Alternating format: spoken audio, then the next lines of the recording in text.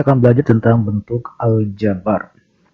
Aljabar dari namanya aljabar ya, Al-Baqarah, Al-Maidah, Al-Quran. Ya, memang ilmu ini ditemukan oleh ilmuwan Muslim yang bernama Al-Khwarizmi ya, Al-Khwarizmi.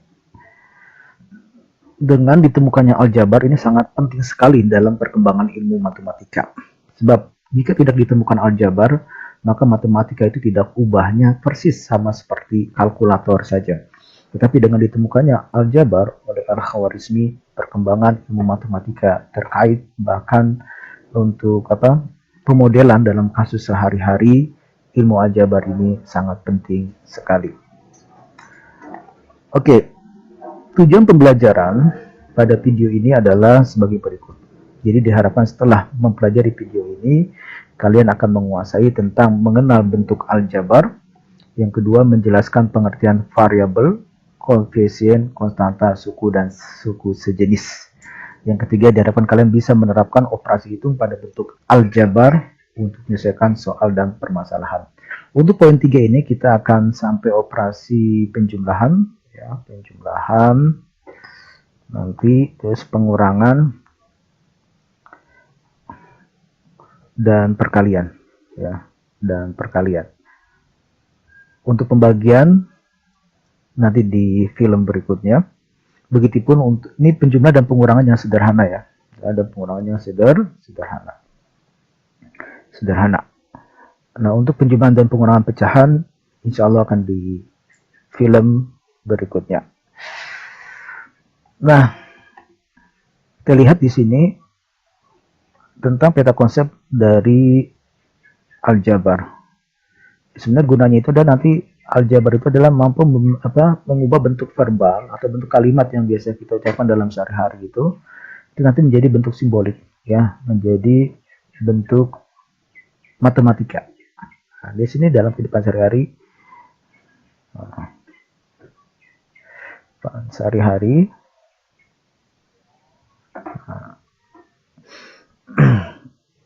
ya, di sini kita ada permasalahan dan sehari dan biasanya kita ucapkan dalam kalimat bahasa Indonesia. Nah, ini bisa diubah menjadi bentuk matematika dengan bantuan aljabar gitu. Dan ini proses operasi yang ada di aljabar, penjumlahan, pengurangan, perkalian, dan pembagian gitu.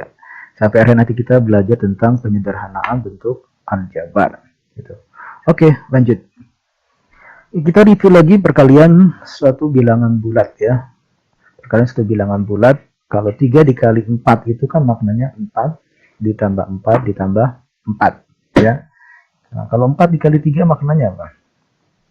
Ini maknanya 3 ditambah 3 ditambah 3 ditambah 3 sebanyak 4 ya, 3-nya tambah 3 sebanyak 4 seperti itu. Jadi walaupun hasilnya sama tapi maknanya beda. Ini maksudnya mungkin seperti ini. Misalkan ada 3 orang siswa yang mendapatkan nilai 4. Nah, kalau di sini maknanya mungkin bisa seperti ini. 4 orang siswa mendapatkan nilai 3 seperti itu. Walaupun hasilnya sama-sama 12, tapi beda pemaknaannya ya. Nah, ini sudah kita pelajari waktu di operasi bilangan bulat. Dan kalau 4 dikali 5 itu artinya 5 ditambah 5 ditambah 5 ditambah 5 sebanyak 4 kali. Nah, terus bagaimana kalau dibentuk aljabar? Sebenarnya nggak jauh beda dengan di operasi bilangan bulat. Jadi kalau udah 3 dikali A itu sama dengan A ditambah A ditambah A sebanyak 3 kali. Dan cukup ditulis dalam bentuk sederhana itu 3A. Jadi tidak menggunakan tanda cross lagi ya. Tidak menggunakan tanda silang lagi. Langsung 3A. Jadi di aljabar 3A ini maknanya adalah 3 dikali A ya. Jadi makna 3A di aljabar adalah 3 dikali ya, atau 3 kali A gitu. Dan itu pun 4 dikali X itu maknanya adalah X ditambah X ditambah X ditambah X. Cukup ditulis 4X. Crossnya tidak perlu ditulis. Terus kalau 1X gimana Pak? Ya kan? Nah, 1X di aljabar itu cukup ditulis X. 1 tidak perlu ditulis di aljabar. Gitu pun misalkan 1P itu cukup ditulis P. Gitu. Ya, terus P. Nah, apa yang membedakan perkalian bilangan bulat dengan aljabar? Lihat, kalau pada perkalian bilangan bulat, di sini tidak mengandung huruf. ya kan? Tidak mengandung huruf. Sedangkan di aljabar itu ada operasi yang melibatkan huruf. Nah, huruf. Jadi kalau ada huruf dalam operasi matematika itu maka sudah masuk materi tentang aljabar. Oke, aljabar. Nah, apa itu huruf? Huruf itu disebut juga variabel. Nah, itu apa itu variabel? Nah, itu nanti akan kita jelaskan di slide berikutnya. Oke. Sekarang kita pelajari ini. Lihat. Jadi kalau ada huruf, kemudian ada angka, nah itu kita sedang belajar tentang aljabar. Nah, perhatikan di sini. Contoh bentuk aljabar yang lain. Ini ada 6P ditambah 7Q, 3A ditambah 5B, 4X tambah 3 plus 7, dan seterusnya. Kira di sini sampai nomor 5. Nah, sekarang kita akan pahami apa yang dimaksud dengan variabel, apa yang dimaksud dengan koefisien, dan apa yang dimaksud dengan konstanta. Nah, perhatikan di sini. Huruf-huruf ini seperti di nomor 1 ada P dan Q, ya. Di nomor 2 ada A dan B, itu disebut variabel. Ya, disebut variabel. Atau makna itu adalah pengganti suatu bilangan yang belum diketahui nilainya dengan jelas. Atau gampangnya huruf ini disebut variabel. Dan apa itu koefisien? Koefisien itu adalah bilangan pada bentuk aljabar yang diikuti variabel. Itu koefisien. Nah, gampang sih angka di depan variabel. Misalnya di sini, koefisien dari P itu adalah 6. Koefisien dari Q itu adalah 7. Nah, di nomor 5, koefisien dari X berarti 8. Koefisien dari Y min 6 atau negatif 6. Ya, bukan 6 ya, tapi koefisien dari Y adalah min 6 atau negatif 6. Oke, itu yang dimaksud dengan koefisien. Angka di depan variabel. Nah, kemudian yang ketiga, apa itu konstanta? Nah, konstanta itu yang angka doang. Tidak mengandung variabel. Ya, tidak mengandung variabel. Di nomor 1 ini berarti konstantanya apa dong Pak? Nggak ada nih. Iya, maksudnya tidak ada. Atau dia konstantanya 0. Ya. Nomor 1 dan 2 ini berarti konstantanya 0. Nomor 3, konstantanya 7. Nomor 4, konstantanya negatif 5. Nomor 5, konstantanya 12.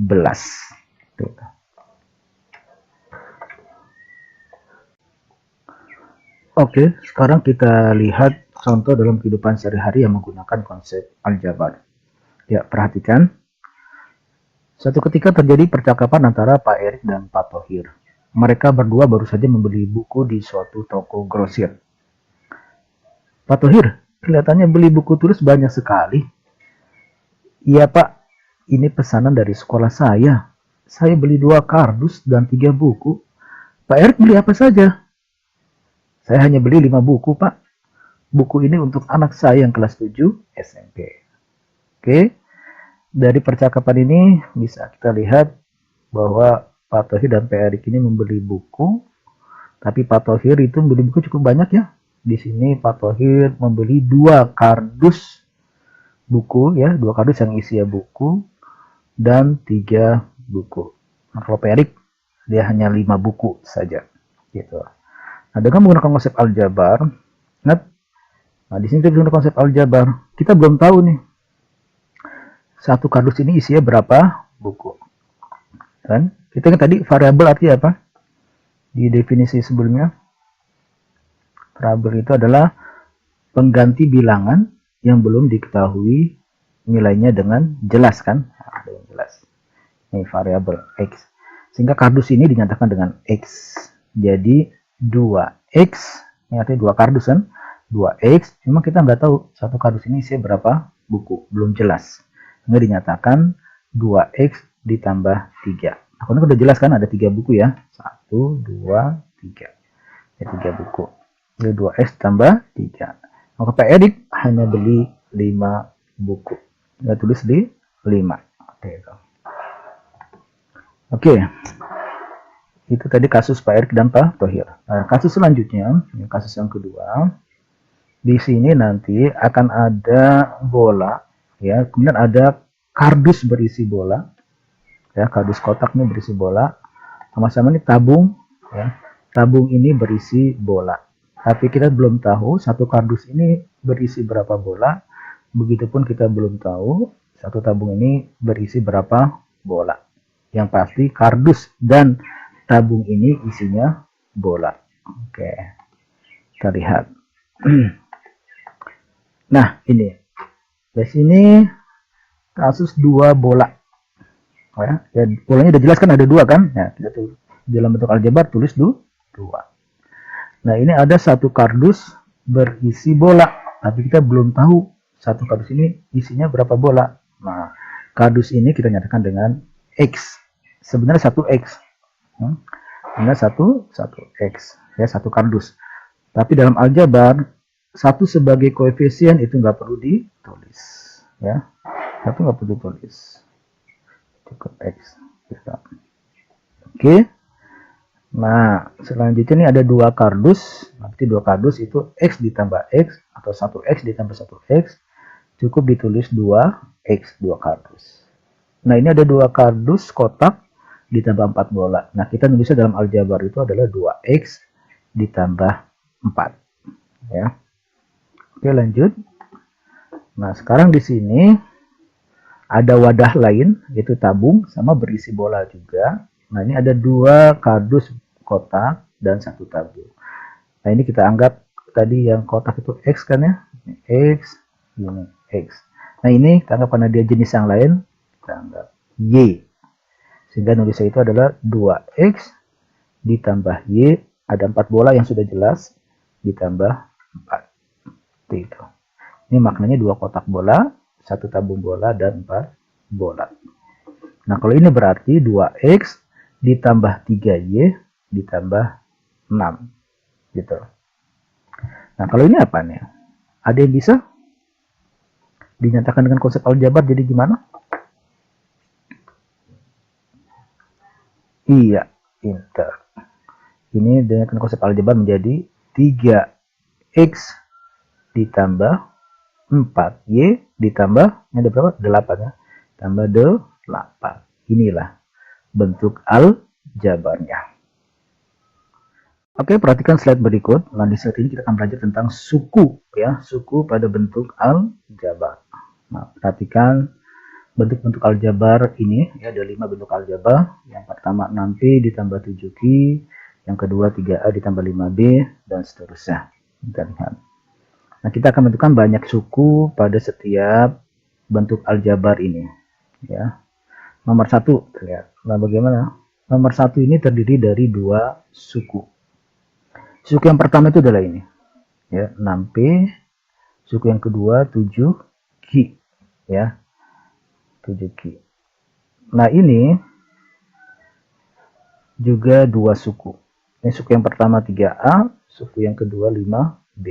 Ini 2 suku juga. Oke. Nah, ini ada berapa suku? Ada 3 suku. Ini suku yang pertama 4X, suku yang kedua 3Y, suku yang ketiga 7. Ada 7 suku. Ada 3 suku. 3 suku ya. 1, 2, 3. Ini juga 3 suku. Oke.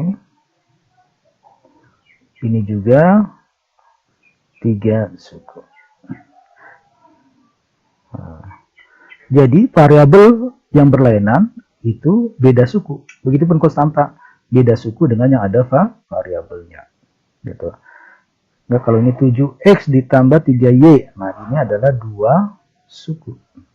Nah, tapi 7X ditambah 3X. Ya, 7X ditambah 3X. Ini kan sukunya sama. Nah, ini sukunya sama. Nah, kalau sukunya sama ini dianggap satu suku. Ya, dianggap satu suku. Ya. Jadi suku yang berbeda itu juga variabelnya beda. Ya. Oke. Ya, itu yang dimaksud suku pada bentuk aljabar. Oke, lanjut. Setelah kita mengetahui tentang menentukan banyak suku pada aljabar, sekarang kita akan pelajari suku sejenis dan tidak sejenis. Oke, perhatikan bentuk aljabar ini, bentuk 1 dan bentuk 2. Nah, pada nomor 1, ya, yang dimaksud suku sejenis, lihat, itu yang mengandung variabel yang sama. Sehingga pada nomor 1, 3 5A dan 6A ini adalah suku yang sejenis. Oke. Kemudian berarti 5B dan 2B itu adalah suku yang sejenis. Jadi suku yang sejenis itu yang mengandung variabel yang sama. Ya, suku yang sejenis. Oke, lanjut. Nah, pada nomor 2, suku yang sejenis itu adalah 5x kuadrat dengan 9x kuadrat. 5x kuadrat dengan 9x kuadrat yang sejenis. Nah, di nomor 2, suku yang sejenis yang lainnya adalah 7x dengan 4x. Itu adalah suku yang sejenis.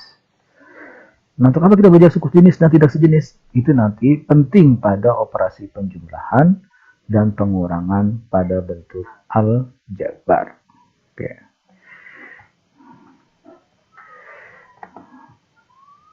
Nah, sekarang coba kita challenge ya beberapa soal berikut. Silakan jawab. Oke, di sini ada bentuk aljabar 5P ditambah 6Q ditambah 8. Tentukan variabelnya. Oke. Variabelnya itu apa? Yang huruf kan? Huruf. Jadi variabelnya di sini adalah P dan Q. Koefisien. Nah, koefisiennya itu apa? Angka di depan variabel atau angka di depan huruf. Jadi koefisiennya adalah 5 dan 6. Gitu. Konstanta, ya. Konstanta itu yang angka doang. 8, ya. Tidak mengandung variabel. 8. Oke, itu nomor 1. Nomor 2, berarti variabelnya itu adalah x kuadrat. Ya. X kuadrat dan x. Ya, kuadrat dan x. Koefisiennya apa? Ya, koefisiennya 7 dan 6. Ya, 7 dan 6. Konstantanya? Nah, konstantanya angka doang. Konstantanya adalah negatif 5 atau min 5. Gitu ya. Oke, lanjut yang nomor 2. Tentukan banyaknya suku. Gampang ya. Lihat aja. Ada yang samakah variabelnya? Ada. Berarti beda-beda. Ini yang pertama, ini kedua, ini ketiga, ini keempat. Berarti ini ada 4 suku. Oke. Ini ada berapa suku? Ini 1 suku, ini suku yang kedua, ini suku yang ketiga. Berarti ada 3 suku. Gampang ya? Oke. Lanjut nomor 3. Tentukan suku-suku yang sejenis. Oke. Yang sejenis nomor 1. Suku yang sejenis di sini berarti lihat yang variabelnya sama aja. Oh, nih 5P sama 7P. Yang pertama 5P dan 7P. Terus yang kedua adalah 6Q dan 8Q. Ini jawaban nomor 1. Nomor 2, tentukan suku yang sejenis. Cari yang variabelnya sama. Berarti 8x kuadrat dan 7x kuadrat dan 6x dan min 7x. Seperti itu. Ya. Nah, tadi kenapa kita belajar suku sejenis? Sebab penjumlahan dan pengurangan pada suku sejenis itu hanya dapat dioperasikan pada suku-suku yang sejenis. Nah, misalkan di sini kita lihat 1A. 1A. Jadi di sini tersederhanakanlah suku-suku aljabar berikut ini. Nah, untuk menyederhanakan atau menjumlahkan atau mengurangkan operasi pada bentuk aljabar, kita cukup sandingkan ya suku-suku yang variabelnya sama. Nah, misalkan di sini 2x berarti jumlahkan dengan plus 7x. Itu adalah 9x ya. Kemudian yang y berarti ini min 3y ditambah 4y. Ini 3y ditambah 4y, 1y kan? Nah, cukup ditulis y ya, satunya nggak usah ditulis. Min 3y ditambah 4y itu 1y, tapi ditulisnya y saja. Oke, dan ini yang angka doang dengan angka doang. 3 tambah 6, 9. Berarti yang A bentuk sederhananya adalah 9x ditambah y ditambah 9. Oke, yang B. Oke, jumlahkan yang A dengan A. Berarti 3A dikurang A. Ini berarti kan 3A dikurang 1A. Ya. itu adalah 2A. Dan yang B dengan B, 8B ditambah B, 9B, ya, 9B.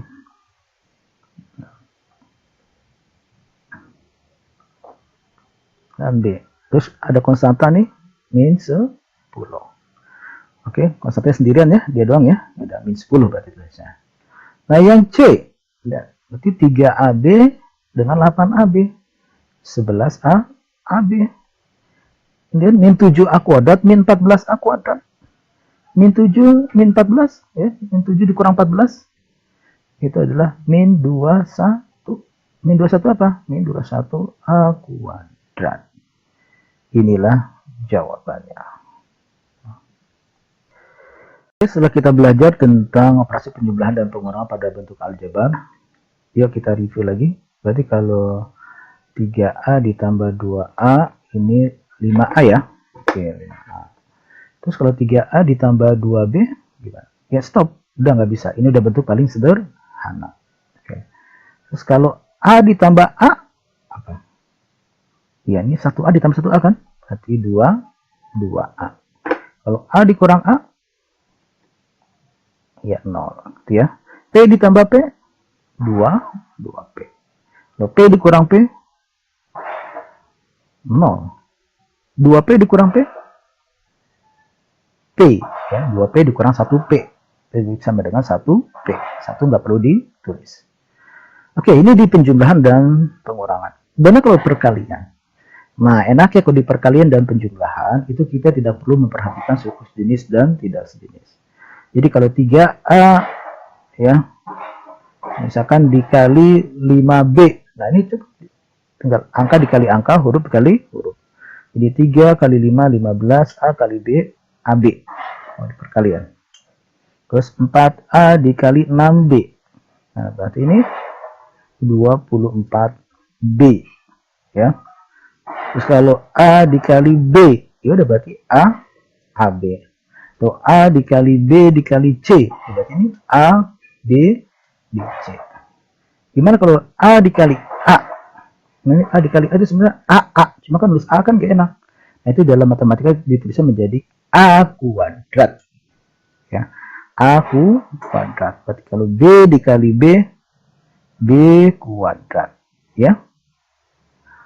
AB dikali B, nah berarti ini AB kuadrat.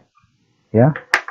AB kali B dikali C, berarti ini AB kuadrat C. Seperti itu. Ya. Nah, gimana kalau pembagiannya? Kalau pembagiannya, teman-teman. Oke.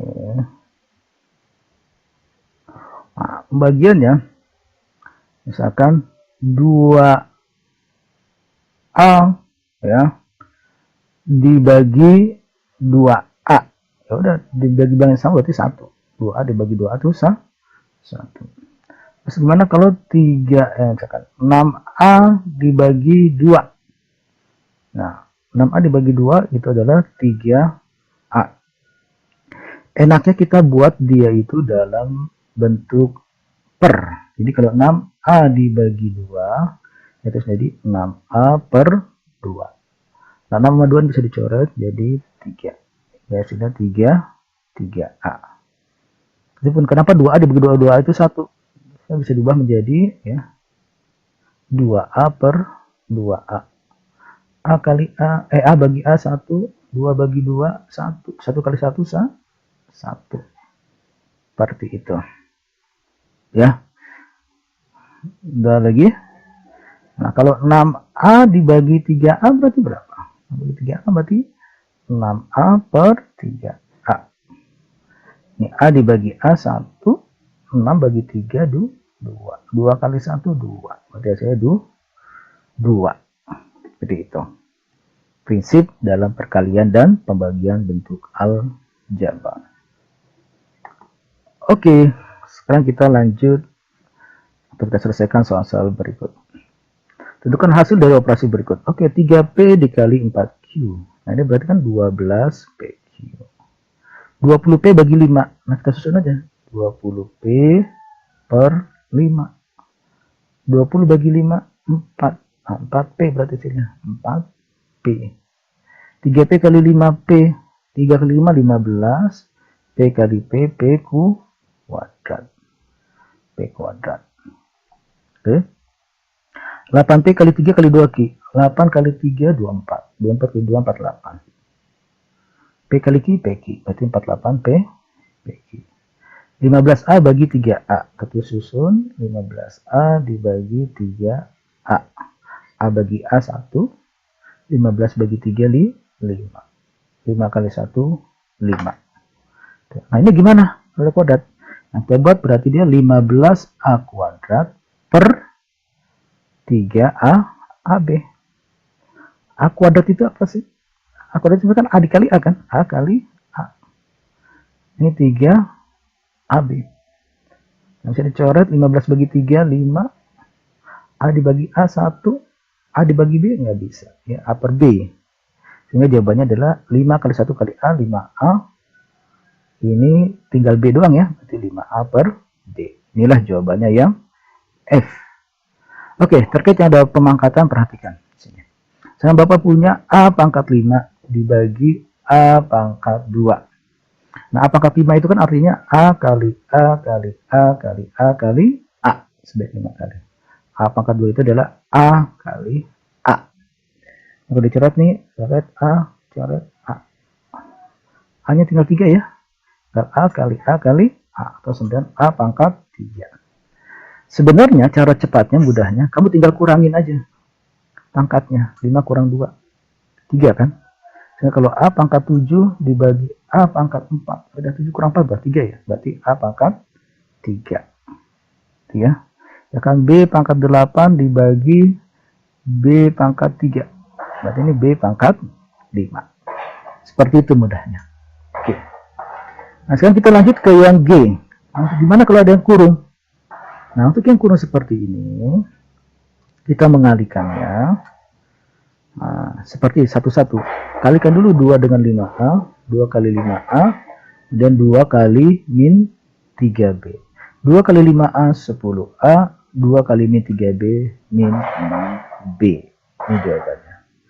Yang H 3 kali 6AB berarti 18AB. Ya 3 kali 6 18 kan? 18AB. Dan 3 dikali 2BC itu adalah 6BC. Nah ini jawabannya. Sekarang kita akan bahas perkalian khusus bentuk aljabar. Ini ada 4 bentuk. Kita akan coba selesaikan. Oke, yang pertama A plus B dikali C plus D. Nah untuk mengalihkan bentuk seperti ini, kita akan mengalihkannya langkah-langkahnya sebagai berikut. Yang pertama kita lakukan adalah ini A dikali C, ya kan? Dan A dikali D. Selanjutnya B dikali C, kemudian B dikali D. Nah ini sering disebut juga metode capit. Nah, karena ini seperti tangan yang mencapit, ya? Tangan yang mencapit. Nah A dikali C itu AC, ya kan? A dikali D, AD. B dikali C, BC. B dikali D, BD. Gitu. Nah yang kedua, ini seperti itu aja ya langkah-langkahnya, dengan capit aja. Yang kedua sama persis langkahnya. A dikali A, ya kan? Berarti A kuadrat. Dan A dikali B, AB. Lanjut B dikali A, DA sebenarnya, tapi kita harus sesuai urutan abjad. Berarti B dikali A itu adalah AB. B dikali B, B kuadrat. Oke, silakan. Di sini ada yang sejenis kan, AB dengan AB. Nah, ini artinya apa? 1 AB ditambah 1 AB, ya. 1 AB ditambah 1 AB itu adalah 2 AB. Berarti hasilnya adalah A kuadrat tambah 2 AB ditambah B kuadrat. Gitu. Nah, bentuk yang ketiga, 3 sama persis langkahnya. Jadi ini A dikali A itu A kuadrat. A dikali min B, min AB. Min B dikali A, min AB. Min B dikali min B. Min kali min positif. Ya. B kali B, B kuadrat. Nah, ada yang sejenis, ada nih, min AB dengan min AB. Ini artinya min 1 AB, min 1 AB. Nah, berarti min 2 AB tambah B kuadrat. Inilah hasilnya. Yang keempat, sama persis langkahnya, kita kalikan A dikali A, itu A kuadrat, A dikali min B, min AB, B dikali A, AB, ya, B dikali min B, min B kuadrat. Nah ini min AB ditambah AB, ini sejenis kan ya, AB sama AB sejenis, berarti bisa dioperasikan. Ini sama juga min 1 ditambah 1, ya, min 1 tambah 1 apa? 0, nah, berarti ini 0 nih. Ya. Sehingga hasilnya adalah bentuk sederhananya A kuadrat min B kuadrat. Seperti itu. Oke, demikian penyelesaiannya. Oke, sekarang kita coba akan menyelesaikan bentuk-bentuk perkalian berikut. Ya, perhatikan. Yang pertama, dengan cara yang sama seperti sebelumnya yang sudah dijelaskan. Berarti ini X dikali Y itu adalah XY, ya. X dikali 5, 5X, ya kan? 3 dikali Y, 3Y, 3 dikali 5, 15. Oke, nggak ada yang sejenis ya? Ya, tidak ada yang sejenis, berarti tidak bisa disederhanakan atau tidak bisa dioperasikan. Udah, ini berarti bentuk yang paling sederhana. Oke, yang kedua. Berarti ini X dikali X. Oke, X kuadrat. Dan X dikali 4. 4X. Ya kan? 4 dikali X. 4X. 4 dikali 4. 16. Ada yang sejenis enggak? Ada nih. Ya, ada yang sejenis ini. Berarti bisa disederhanakan menjadi X kuadrat plus 8X plus 16. Oke, sekarang yang ketiga. Yang ketiga itu berarti ini X kali X, X kuadrat, X dikali min 5, min 5X, min 5 kali X, min 5X, min 5 dikali min 5, 25. Ada yang sejenis? Ada. Ini min 5X dengan min 5X. Sehingga bentuk sederhananya adalah X kuadrat. Min 5X itu adalah min 10X. Ditambah 25. Oke, selanjutnya yang D. Berarti X dikali X. X kuadrat. X dikali min 6. Min 6X. 6 dikali X. 6X. 6 dikali min 6. Min 36. Oke, ini min 6 ditambah 6 ya. Min 6X tambah 6X itu adalah 0. Sehingga hasilnya adalah X kuadrat min 36. Oke, demikianlah penyelesaian bentuk perkalian yang bentuk-bentuk seperti ini. Seperti itu caranya.